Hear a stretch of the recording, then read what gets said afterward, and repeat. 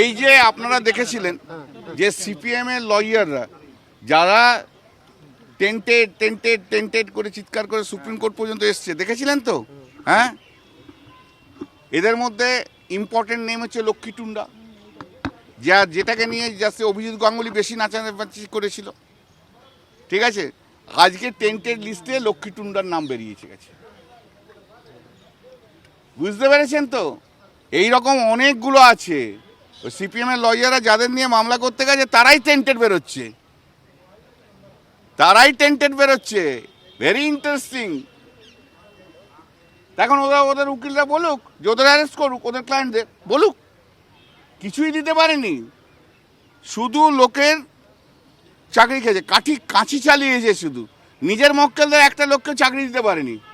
অতৃপ্ত আত্মা, বুঝলে না? অতৃপ্ত আত্মা, সে এসছে গেছে, শুধু ওতেই খুশি, লোকের চাকরি যাচ্ছে খুশি, নিজের মক্কেলদের একটাও চাকরি দিতে পারেনি, একটাও না।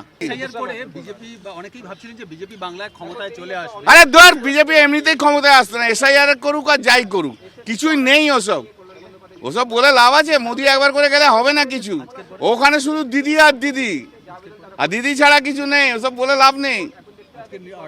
আজ দেখো না উত্তর পশ্চিম বাংলা,